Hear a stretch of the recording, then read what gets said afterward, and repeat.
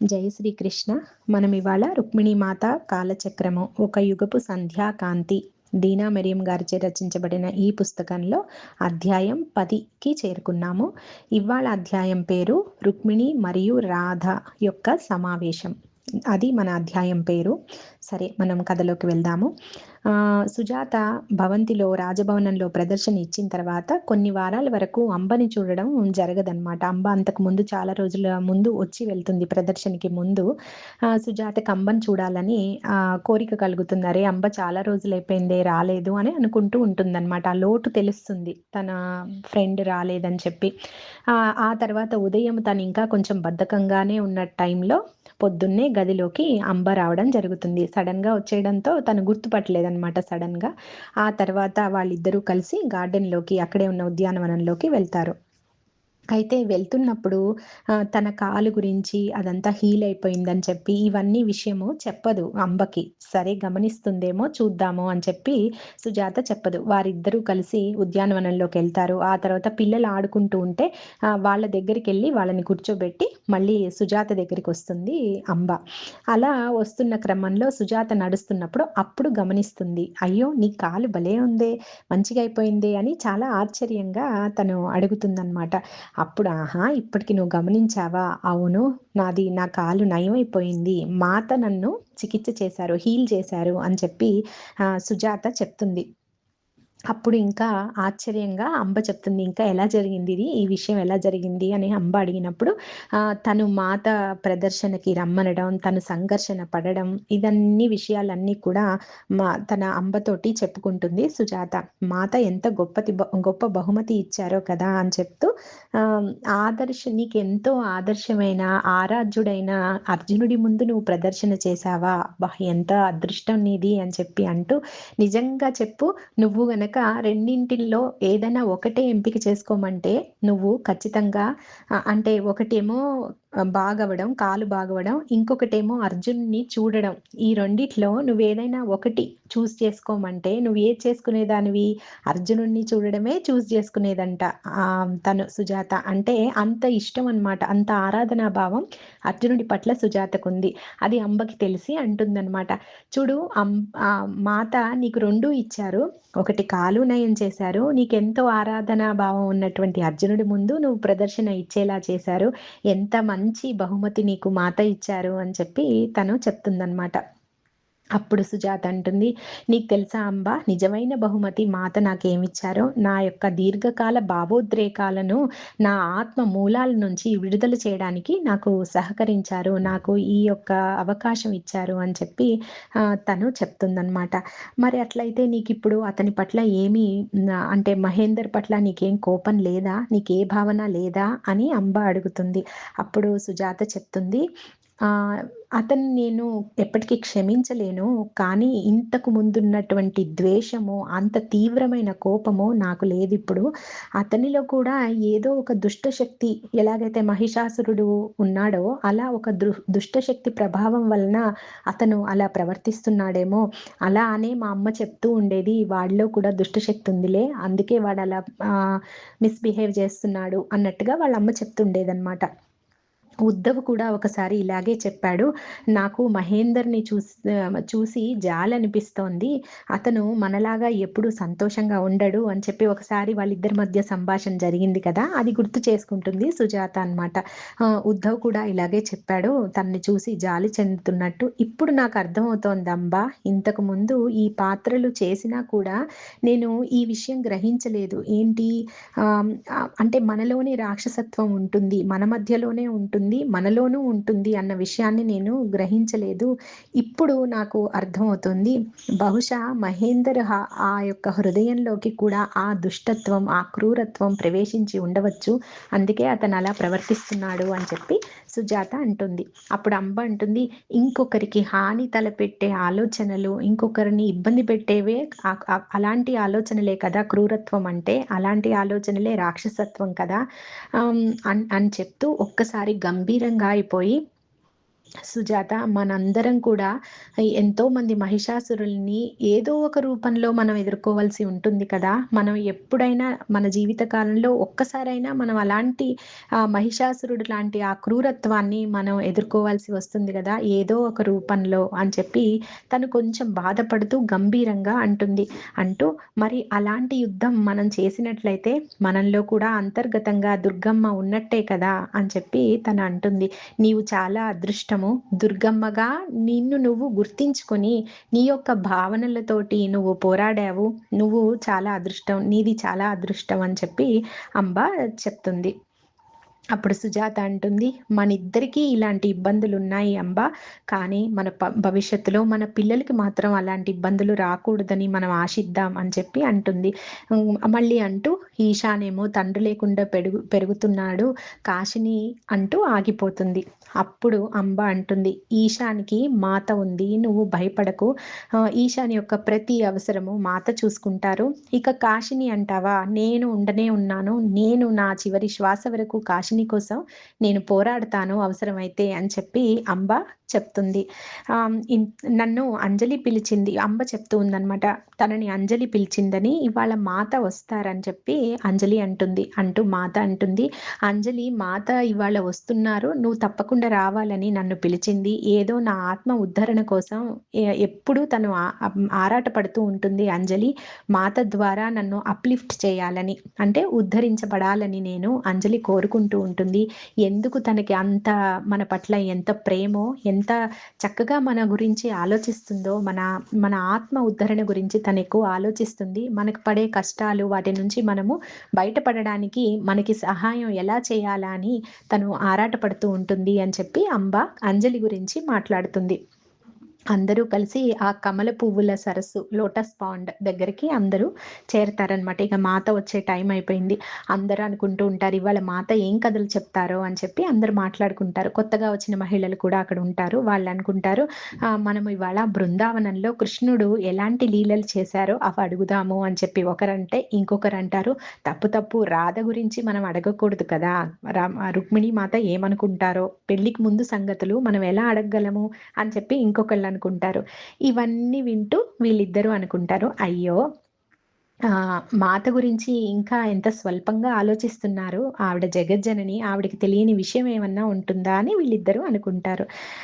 ఇంతలోకి మాత వస్తారు. అప్పుడు సుజాత వెళ్ళి ప్రదర్శన తర్వాత మాతని చూడడం గూడా ఇదే ఫస్ట్ అనమాట. సుజాత వెళ్ళి తను కృతజ్ఞతలు చెప్తుందనమాట. ఆ ప్రదర్శన తర్వాత చెప్పలేదు గదా! తను వెళ్ళి తన లోపలనే ఆ భావనని చెప్పి, నేను ఇందుకు రాలేకపోయాను అదంతా కూడా చెప్పుకొని మాతకి కృతజ్ఞత చెప్తుంది.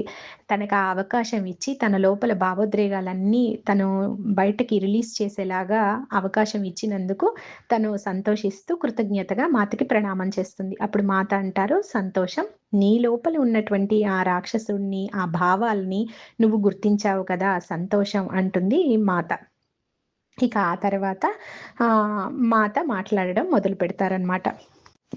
అప్పుడు మాత అంటారు, చాలామందికి ఈ సమూహంలో చాలామంది మహిళలకి నేను రాధని ఎలా కలుసుకున్నానో, రాధతో నా సమావేశం ఎలా జరిగేది అన్నది తెలుసుకోవాలని ఉంది కదా! అంటూ మాత ప్రశ్నిస్తారు. అప్పుడు పక్కనే ఉన్న అంజలి ఏమంటారు, ఆశ్చర్యంగా అడుగుతుంది, ఏంటి మాత మీరు కలిసారా రాధమ్మని అని చెప్పి తను అడుగుతుంది. నేనెప్పుడు వినలేదే అని అంజలి అంటారనమాట. అన్నప్పుడు మాత చెప్తారు, చాలా కథలు ఉన్నాయి. నువ్వు ఇంకా వినవలసినవి, ఇప్పటివరకు విననివి చాలా ఉన్నాయి అని అంజలితో అంటారు. వెంటనే మాత ధ్యాన స్థితిలో నిమగ్నమవుతారు కొద్దిసేపు. నిమగ్నమైన తర్వాత ఆమె నోటి నుంచి రాధా, రాధా అని చిన్నగా, అంటే గొణిగినట్టుగా ఒక 2, 3 సార్లు ఆ పదాలు వినిపిస్తాయన్నమాట. ఆ తర్వాత తన కళ్ళు విప్పుతూ మాత చెప్తారు, నాకు ఆమె చాలా బాగా తెలుసు. అంటే రాధమ్మ చాలా బాగా తెలుసు అని చెప్తూ మాత తన కథని మొదలుపెడతారు. ఎలా వాళ్ళు కలిసారు అని చెప్పి మొదలుపెడతారు. ఫస్ట్ పెళ్ళికి ముందు తను రాధమ్మని చూస్తారనమాట రుక్మిణీ మాత. రుక్మిణీ మాత మనకి ముందే చెప్పున్నారు గదా! చిన్నప్పుడు తను ఫారెస్ట్‌లోకి పారిపోయి వెళ్ళడము, చాలా సేపు అక్కడ ఏకాంతంగా కృష్ణుడితోటి గడపడము, ఇవన్నీ వాళ్ళిద్దరూ కలిసి ఆడుకోవడము, చాలా తుంటరి పనులు చేయడము, ఇవన్నీ కూడా మనం ముందు చాప్టర్‌లలో మనము గత చాప్టర్‌లలో తెలుసుకున్నాం కదా! అలాగే ఒక రోజున ఆ తర్వాత నెమ్మదిగా వీళ్ళు ఆడుకుంటూ ఉన్న టైంలోనే నెమ్మదిగా తన యొక్క ఆత్మ లోపలి ఉన్నటువంటి ఆ గత జన్మ తాలూకా స్మృతులన్నీ వచ్చిన తర్వాత అప్పుడు తను ఇంకా ఎక్కువ సేపు ధ్యాన స్థితిలో ఉండిపోయేవారు. ఆ యొక్క అడవిలో. అట్లా జరుగుతూ ఉండేదనమాట. ఆ తర్వాత అన్ని గత స్మృతులన్నీ వచ్చిన తర్వాత తనింక రాజభవనంలోనే ఉండిపోవడము. అక్కడే ధ్యాన స్థితిలో తను కలుసుకోవడము కృష్ణుల వారితోటి రకరకాల అడవుల గుండా ప్రయాణం చేయడము, ఇవన్నీ రోజు జరుగుతుండేవి. ఇంకా ఆమె భౌతికంగా బయటికి వెళ్ళవలసిన అవసరం లేదు. ఎప్పుడైతే తన గత జన్మలు తెలుసుకొని, తన ఉనికికి కారణం ఏంటో తెలుసుకున్న తర్వాత, తను వచ్చిన కారణం ఏంటో తెలుసుకున్న తర్వాత, ఇంకా ఆమె బయటికి వెళ్ళదనమాట. అప్పటి వరకు రోజు వెళ్ళడం, ఆడుకోవడము, కాసేపు అట్లా ధ్యానం జేయడం ఇవన్నీ జరుగుతాయి. ఆ తర్వాత మాత్రం ఇంక పూర్తిగా తను ధ్యానంలోనే కలుసుకుంటూ ఉంటారు, భౌతికంగా వెళ్ళకుండా. ఆ విషయాలన్నీ మళ్ళీ చెప్తున్నారనమాట రుక్మిణీ మాత ఇక్కడ మనకి. మాతకి కానీ చిన్నప్పుడు కృష్ణుడు బృందావనంలో చేసినటువంటి అల్లరి చూడాలని ఉండేదట రుక్మిణీ మాతకి. అప్పుడప్పుడు అలా అనిపిస్తుండేదట. అలా అనిపించినప్పుడు తను మెడిటేషన్ చేసుకుంటున్నప్పుడు ధ్యాన స్థితిలోనే తను ఒక ప్లేస్‌కి వెళ్లారనమాట. ఒక అడవికెళ్లారు. ఆ అడవి చాలా బావుందనమాట. అంటే చాలా దట్టంగా ఉంది. చాలా చెట్లతో ఉంది. ఎప్పుడూ తన అడవుల్లో ప్రయాణిస్తుంటారు. తన ధ్యాన స్థితిలో. అంటే ఇంక మనం యాస్ట్రల్ ట్రావెల్ అనుకోవచ్చు. అంతర్ప్రయాణం అనమాట. అలా తను సూక్ష్మ శరీర యానంతోటి, ఆ సూక్ష్మ శరీరంతో ఎన్నో అడవుల గుండా తను ప్రయాణించారు. కానీ ఇప్పుడు ప్రయాణిస్తున్నటువంటి ఈ అడవి చాలా కొత్తగా ఉందనమాట తనకి. తను గుర్తుపట్టలేదు. ఇలాంటి అడవి నేను ఇంతకు ముందు చూసి ఉండలేదే అనుకుంటూ ఆహ్ అలా ప్రయాణం చేస్తూ, నడుస్తూ ఉంటుందనమాట. అలా ఉన్న తర్వాత ఒక ప్లేస్‌కొచ్చేటప్పటికి ఆ అడవిలోనే ఒక దగ్గరకొచ్చేటప్పటికి కృష్ణుల వారిని చూస్తారు. కృష్ణుడితో పాటు ఒక మహిళ ఉంటారనమాట. వెంటనే తనకు తెలిసిపోతుంది అది రాధమ్మ అని చెప్పి. తిను అక్కడి దాకా వెళ్ళేటప్పటికే అంటే ఆ టైంలో అసలప్పటికి బృందావనాన్ని వదిలిపెట్టి కృష్ణుల వారు ద్వారకకు వచ్చేసి ఉన్న టైమే అది. కానీ వారిద్దరూ ఇప్పుడు అడవిలో కనిపించారు రుక్మిణీ మాతకి తన సూక్ష్మ శరీర యానంలో.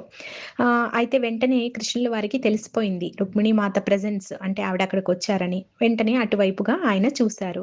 ఈ పక్కనే ఉన్నటువంటి రాధమ్మ గూడా చూసి గబగబా మన రుక్మిణీ మాత దగ్గరికి వచ్చి తనకి కాళ్ళకి ప్రణామం చేయబోయింది.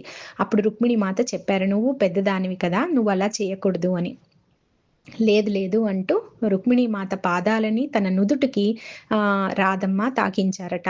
అప్పుడు తనకి అంటే రుక్మిణీ మాతకి అప్పుడు తెలిసిందనమాట. రాధమ్మ, తర్వాత కృష్ణుల వారు ఎలా వాళ్ళు ముందు గత జన్మల్లో ఎలా ఉండేవారు, చిన్నప్పుడు వాళ్ళ చిన్నతనం ఎలా జరిగింది, ఎంత జాయ్‌ఫుల్‌గా జరిగింది, ఇవన్నీ ఆ సెకనులో తన స్మృతిలోకి ఆమె ఎప్పుడైతే తాకారో అప్పుడు తను చూడగలిగారట అదంతా. అప్పుడు తన కోరిక తీరిందని చెప్పారు. ఇప్పుడు చెప్తున్నారు మనకి ఈ కథలో.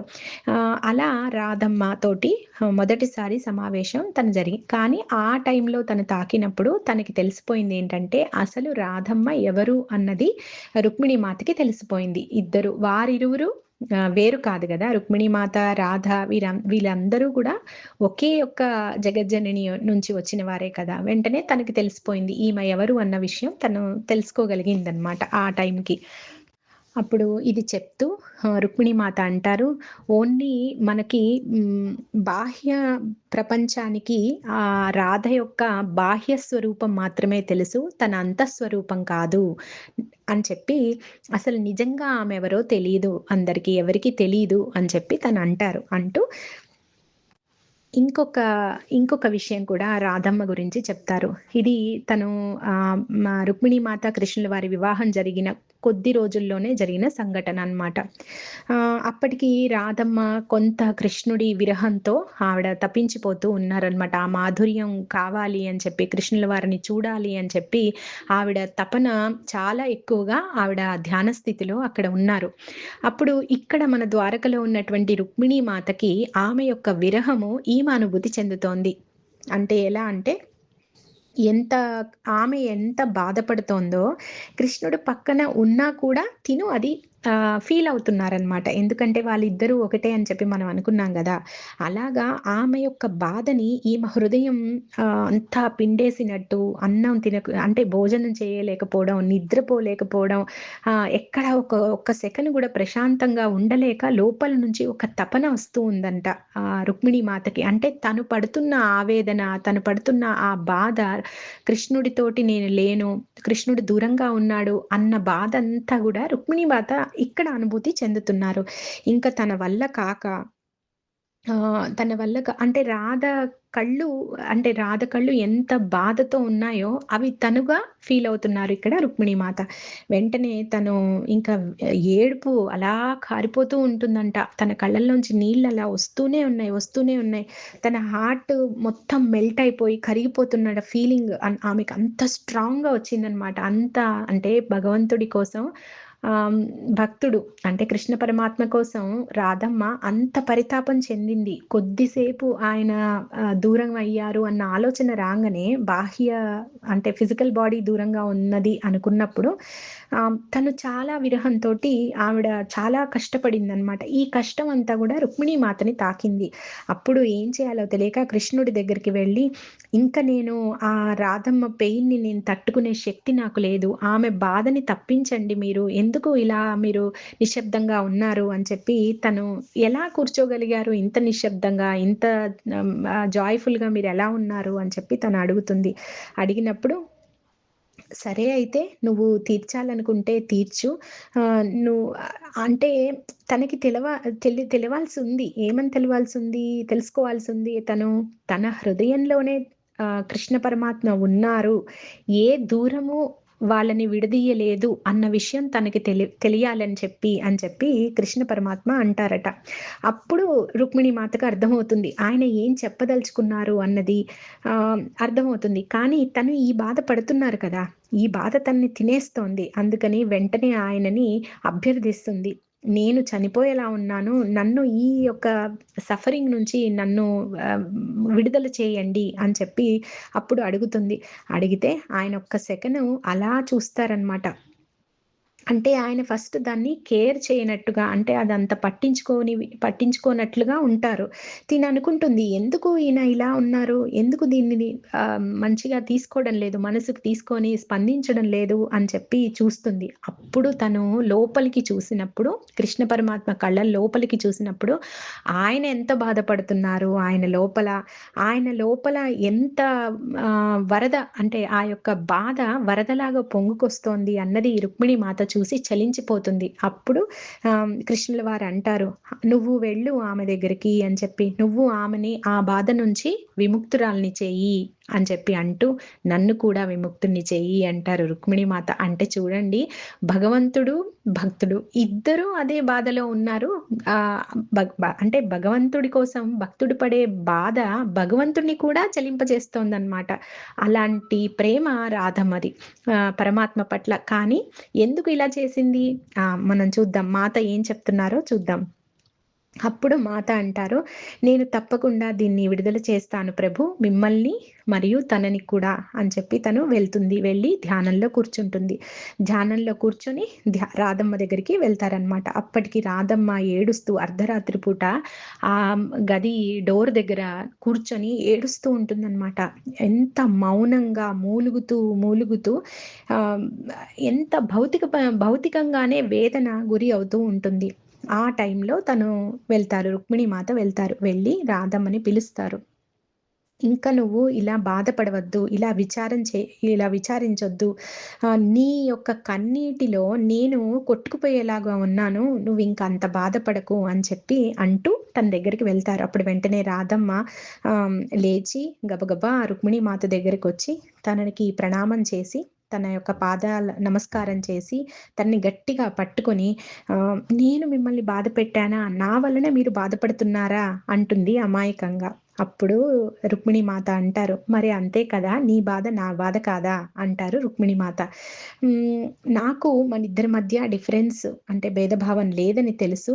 కాబట్టి నా యొక్క అంటే సంతోషం కూడా నీ సంతోషంగా నేను చేస్తానుండు. నేను ఎంత ఆనందాన్ని అనుభవిస్తున్నానో అది నీకు కూడా నేను ఎలా అనుభవించాలి అన్నది నేను నీకు చెప్తాను అని చెప్పి, సరే పద అని చెప్పి అప్పుడు ఇలా అన్నప్పుడు ఆమె అంటుంది ప్లీజ్ అని చెప్పి ఆమె అడుగుతుందనమాట. నేను మిమ్మల్ని అభ్యర్థిస్తున్నాను. నన్ను తన దగ్గరికి తీసుకెళ్ళండి. కృష్ణ పరమాత్మ దగ్గరికి నన్ను చేర్చండి అంటూ రుక్మిణీ మాతని చాలా ఆవేదనగా అభ్యర్థిస్తుంది రాధమ్మ.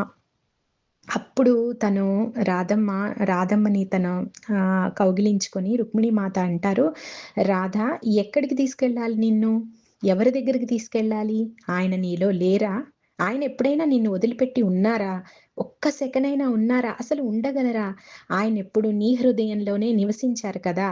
అని చెప్పి అంటూ తనని ఇలా పైకి అంటే తన పాద నమస్కారం చేసినప్పుడు ఇలా పైకి లేపి తన కన్నీళ్లు తుడిచి, "పద మనం మూన్‌లైట్ మన ఈ లైట్‌లో మనము చంద్రుడి కాంతిలో నడుద్దాం" అని చెప్తూ వాళ్ళిద్దరూ కలిసి గార్డెన్‌కి తీసుకెళ్తారనమాట పక్కనే ఉన్న ఉద్యానవనంలోకి. అప్పుడు రుక్మిణి మాత చెప్తారు, "రాధా చూడు చంద్రకాంతి ఎలా అందరి మీద ప్రసరిస్తోంది. ఇది పౌర్ణమి కాకపోయినా ఆ కాంతి చూడు ఎంత బావుందో. దీని వలన మనము ఒకళ్ళని ఒకళ్ళు చూసుకోగలుగుతున్నాం కదా!" అంటూ చెప్తారనమాట. అప్పుడు అలా ఎప్పుడైతే ఇది చెప్పారో ఆమె రుక్మిణీమాత ఎప్పుడైతే చెప్పి తన చేతుల్ని యొక్క రాధమ్మ చేతుల్ని తను ఇలా పట్టుకొని చెప్తారనమాట. "చూడు ఆ చంద్రుడి కాంతి ఏం చెప్తోందో చూడు" అని చెప్తూ, "చంద్రుడి కాంతి మనందరి మీద ప్రసరిస్తోంది. దాని వలన మనము ఒకళ్ళకొకళ్ళం మనము చూసుకుంటున్నాము" అని చెప్పినప్పుడు ఇంకా వేరే కొద్దిసేపు నిశ్శబ్దం ఏర్పడుతుందనమాట. ఆ తర్వాత తన తన కళ్ళు తెరిచి అప్పుడు తన స్పర్శ వలనో, తన ఈ ప్రేరణాపూరితమైనటువంటి మాటల వలనో తెలీదు గానీ, రాధమ్మ ఇలా కళ్ళు తెరిచేటప్పటికి తనకి కృష్ణుడు కనిపిస్తాడు. కృష్ణుడు ఎలా కనిపించారు అంటే, ప్రతి అణువులోనూ, ప్రతి ప్లేస్‌లోనూ ఎలాగైతే రుక్మిణీ మాత కృష్ణుడిని అంతటా పరమాత్మని దర్శిస్తోందో, అలా రాధమ్మ కూడా ఈ యొక్క మాటతో, ఈ యొక్క రుక్మిణీ మాత స్పర్శతో తాను అనుభవించే ఏదైతే మధురానుభూతి ఉందో, అది రాధమ్మ కూడా అనుభవించడం జరుగుతుంది ఇక్కడి నుంచి. అప్పుడు రాధమ్మకి తెలుస్తుంది. భౌతికమైన దూరము నిజమైన దూరం కాదు. అంతరంలోనే పరమాత్మ ఉన్నాడు కాబట్టి ఆయన్ని మనం గుర్తించడమే తరువాయి. అంతటా ఆయనే ఉంటారు. ఎప్పుడూ ఆయనే ఉంటారు అని చెప్పి రాధమ్మకి అర్థమవుతుంది. ఈ స్పర్శ ద్వారా. ఇంతకు ముందు ఏం జరిగింది? రాధమ్మ ముట్టుకున్నప్పుడు రుక్మిణీ మాతని తాకినప్పుడు రాధ తర్వాత కృష్ణుల వారి గత జన్మలు రుక్మిణీమాతకు అర్థమయ్యాయి. ఇప్పుడు రుక్మిణీమాత తనని ఇట్లా దగ్గరికి తీసుకున్నప్పుడు రుక్మిణీమాత యొక్క ఆ అంతరంగంలో ఉండేటువంటి ఆత్మానుభూతి అనండి, పరమాత్మని అంతటా దర్శించే ఏకత్వ స్థితి అనండి, అది రాధమ్మకి ప్రాప్తించింది. అందుకోసం రుక్మిణీమాత అక్కడికి వెళ్లారు. ఈ కథ రుక్మిణీమాత అందరికీ చెప్తున్నారనమాట ఇప్పుడు. అలా తను ఏకత్వ స్థితిని అనుభూతి చెందిన తర్వాత మళ్ళీ రుక్మిణీమాత వెనక్కొస్తారు. తన ధ్యానంలోంచి బయటికొచ్చాను. బయటికొచ్చిన తర్వాత నేను మళ్ళీ కృష్ణుడి దగ్గరికెళ్ళి అడిగాను. అసలు ఎందుకు ఆమెకి అంత దుస్థితి కల్పించారు కృష్ణ? ఎందుకు ఆమెకి అంత వేదన, అంత అంత పరితాపం ఎందుకు ఇవ్వాల్సి వచ్చింది అని చెప్పి కృష్ణుల వారిని అడుగుతారు. అప్పుడు కృష్ణుడు చెప్తాడు, తను ముందు జన్మలో కూడా చాలా గొప్ప ధ్యాన స్థితిలో ఉండేవారట రాధమ్మ. ఎంతో గొప్ప స్థితిలో ఉన్న ఒక్క పిసరంత అంటే చాలా కొద్ది ఒక్క తెర అంత మాత్రం తనకి ఇంకా ఆ యొక్క ద్వైతం ఉంది. అంటే పరమాత్మ వేరు, నేను వేరు అన్న ఆ ద్వైత భావన లేశమాత్రంగా ఉంది. అది తనకు తాను పోగొట్టుకోలేకపోయారట. ఎప్పుడైతే పరమాత్మ భూమి మీద జన్మ తీసుకుంటారు అని తనకి తెలిసిందో, అంటే తన ఆలోచన, పరమాత్మ ఆలోచనలు ఒకటి కాదు. అంతా ఒకటే ఏకత్వ స్థితి ఉంది కానీ పరిపూర్ణంగా లేదు. ఒక చిన్న మాయ తెర అడ్డుందనమాట. అందువల్ల ఆమెకి తెలుస్తోంది పరమాత్మ వెళ్తారు, ఇప్పుడు జన్మ తీసుకుంటారని. అది ఎప్పుడైతే తెలిసిందో వెంటనే తను భూమి మీద జన్మ తీసుకోవడానికి రెడీ అయిపోయింది. అందుకే పరమాత్మ కన్నా ముందుగానే వచ్చేసిందట మన రాధమ్మ. పరమాత్మ కోసం వెయిట్ చేస్తోందనమాట. అంటే తనకి తెలుసు తాను భూమి మీద జన్మ తీసుకొని అప్పుడు ఆ లేశమాత్రంగా ఉన్న మాయ తెరని పోగొట్టుకోవాలనుకుంది. చూసారా భూమి మీద జన్మ ఎంత ప్రశస్తమైందో, ఎంత ఇంపార్టెంటో మనకి. మన భావనలు వదులుచుకోవాలన్నా, అత్యున్నత ఏకత్వ స్థితి పొందాలన్నా ఈ యొక్క మానవ దేహంతోనే సాధ్యం. అందుకనే అంత గొప్ప మహితాత్మురాలైనటువంటి రాధమ్మ కూడా రాధగా, ఆ యొక్క ఆత్మ రాధగా మళ్ళీ జన్మ తీసుకొని ఆ యొక్క చిన్న లేశమాత్రమైనటువంటి ఈ ఎడబాటుని తను పోగొట్టుకొని ఏకత్వ స్థితిని పొందింది. అది మనకి శ్రీకృష్ణ పరమాత్మ రుక్మిణీ మాతకి చెప్పారనమాట. అందుకని తను వచ్చింది. తనకి తెలుసు ఇప్పుడు ఈ జన్మలో తను పోగొట్టుకోవాలని చెప్పి ఆ మాయ తెర. అందుకని తను ఇలా వేదన పడవలసి ఉంది అని చెప్పి, ఇది కూడా ఆమె నిర్ణయం ప్రకారమే జరిగింది అని చెప్పి ఆయన చెప్తారు. ఇప్పుడు రుక్మిణీ మాతకి ఇప్పుడు అర్థమైంది. అంటే పరమాత్మ లీల, శ్రీకృష్ణుల వారి దివ్య లీల ఎలా ఉంటుందంటే, రాధమ్మని మనకి ఒక ఆదర్శవంతమైనటువంటి సాధకురాలుగా, ఒక ప్రేమతత్వానికి పరాకాష్ఠగా, అంకిత భావానికి, ఆరాధనకి ఒక అత్యున్నత స్థితిలో మనందరికీ ఆదర్శంగా రాధమ్మని నిలపడం కోసము ఈ ఈ యొక్క లీలని చేశారు అని చెప్పి రుక్మిణీ మాతకు అర్థమైంది. రుక్మిణీ మాత మనకి ఇలా చెప్తున్నారనమాట. ఇదంతా దివ్య లీల. వారందరికీ ఇవన్నీ ముందుగానే తెలుసు. కానీ ఆ పరితాపము కూడా రాధమ్మ ఎందుకు భరించవలసి వచ్చిందంటే, తన ముక్తితో పాటు ఎంతో మందికి తాను ముక్తిని ఇవ్వగలిగినటువంటి స్థితిని చూపిస్తుందన్నమాట. అందుకని ఎంతో మందికి ఆదర్శంగా ఉండటం కోసం తను కూడా అలా వచ్చారు. ఆ పరితాపం అనుభవించడాన్ని చేసుకొని వచ్చారు. అది ఇక్కడ మనం తెలుసుకోవాల్సింది అదనమాట. అప్పుడు అక్కడే ఉన్నటువంటి మహిళలందరూ కూడా ఎంతో ముగ్ధులైపోయి ఆ మాత చెప్పినటువంటి రాధమ్మ సమావేశము, ఆ కథ వింటూ తమను తాము మైమర్చిపోతారు. అందులోనే ఉన్నటువంటి ఇంకొక మహిళ అడుగుతారు, అమ్మ ఆ యొక్క సీతా వియోగము బాధ గురించి చెప్పండి. రాధమ్మ ఫీల్ అయినట్టే సీతమ్మ కూడా ఆ లంకలో తను అలా బాధపడ్డారా రాముల వారితోటి వియోగం చెందినప్పుడు అని చెప్పి అడుగుతారనమాట. అప్పుడు మాత ఒక్కసారి మళ్ళీ ధ్యాన స్థితిలోకి వెళ్ళి అలా చూస్తూ బయట కళ్ళు తెరిచి మళ్ళీ అలా చూస్తూ చెప్తున్నారు. ఏం చెప్పారు అంటే, నిజం చెప్పాలంటే ఏ రకమైనటువంటి వియోగము సీతారాములకి లేదు. కానీ సీతమ్మ ఆ వియోగ బాధ, అంటే ఆ లంకకి వెళ్ళినప్పుడు ఆ వియోగ బాధ ఎలా ఉంటుంది అని తనకు తాను ఆ మాయ లోపలికి తనని ఎలో చేసుకున్నారనమాట. అంటే ఇప్పుడు మానవ దేహం ధరించినప్పుడు ఆ యొక్క వియోగ బాధ అన్నది అనుభూతి చెందాలి కాబట్టి తాను చూడండి, రాముడు క్రోధాన్ని తీసుకుని రావణుణ్ణి చంపారని అంటుంటారు కదా. రాముడి కోపం లేదు, కోపాన్ని ఆయన తీసుకున్నారు, ఆ లక్షణాన్ని తీసుకొని రావణుణ్ణి చంపారు. అలాగే సీతామాత కూడా వియోగ బాధ అన్నది లేదు, ఎందుకంటే వాళ్ళిద్దరూ ఒకటే కాబట్టి. కానీ మానవ దేహం ధరించి ఉంటానా ఆ ఇల్యూషన్ని తను ఎలో చేశారు, ఆ మాయని తను ఎలో చేశారనమాట తన లోపలికి. అలా ఎలో చేసిన తర్వాత తనకి ఎలా ఉంటుంది వియోగము అన్నది, భౌతిక దేహంతో ఎలా ఉంటుంది అన్నది తనకి అర్థం అవ్వడం కోసం, తను తెలుసుకోవడం కోసం ఆవిడ ఆ ఎక్స్పీరియన్స్, ఆ అనుభూతి కోసం ఆవిడ అలా చేశారనమాట. ఒకసారి తను ఈ యొక్క తనకి ఇందులో అర్థమైన తర్వాత పూర్తిగా ఈ ఎర్త్ మీద, అంటే భూమి మీద వియోగ బాధ ఎలా ఉంటుంది అని తను అక్కడ తెలుసుకున్నారు. ఇక ఆ తర్వాత మళ్ళీ అయోధ్యకి వెళ్ళిన తర్వాత మళ్ళీ తను వెళ్ళవలసి ఉంది కదా. కడుపుతో ఉన్నప్పుడు ఆ పిల్లలు, ఆ వనవాసము అదంతా సీతమ్మని రాముల వారు పంపిస్తారు కదా. అది కూడా తన యొక్క అనుమతితోటే ఆయన పంపిస్తారు, తనే కావాలని కోరుకుంటారు. సరే, అదంతా మనం సీతాయనంలో చూసాం కదా. అంటే అక్కడికి వెళ్ళిన తర్వాత ఇంకా అప్పుడు తనకి ఇంకా అసలు సపరేషన్ అనేదే తనకి ఇంకా లేదనమాట. అప్పుడు తనేం ఫీల్ అవ్వాల్సిన అవసరం లేదు, లంకలో ఉన్నప్పుడు అనుభూతి చెందారు కాబట్టి. ఇక్కడ మనకి అలాంటి వియోగ బాధ అన్నది లేదు. ఆమె ఏం చెప్తున్నారంటే, వియోగ బాధ అలాంటివి ఏవైనా ఉంటే అది ఓన్లీ మన మైండ్ సృష్టించుకున్నటువంటి ఒక ఇల్యూజన్ అన్నమాట, ఒక మాయ అంతే. నిజానికి, సత్యానికి, అంటే ఏకత్వానికి భౌతికమైనటువంటి దూరం అడ్డు కాదు. ఏకత్వము భౌతికంగా దూరంగా ఉన్నా సరే ఏకత్వాన్ని మనము అనుభూతి చెందవచ్చు అని చెప్పి చెప్తారనమాట. ఎప్పుడైతే ఈ సత్యాన్ని మనం తెలుసుకున్నామో మనకి మరణం గురించినటువంటి నిజస్వరూపం, మరణం యొక్క అసలు స్వరూపం మనకి తెలుస్తుంది అని చెప్పి రుక్మిణీ మాత ఇక్కడికి చెప్తున్నారు మనకి.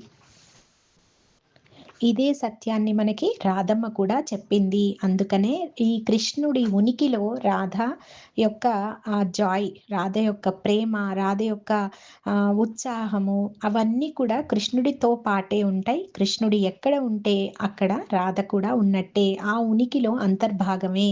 ఆ యొక్క ఆనందంలో ఆమె అంతర్భాగమే అని చెప్పి వాళ్ళిద్దరూ వేరు కాదు అని చెప్పి రుక్మిణీమాత కథని ముగిస్తారు.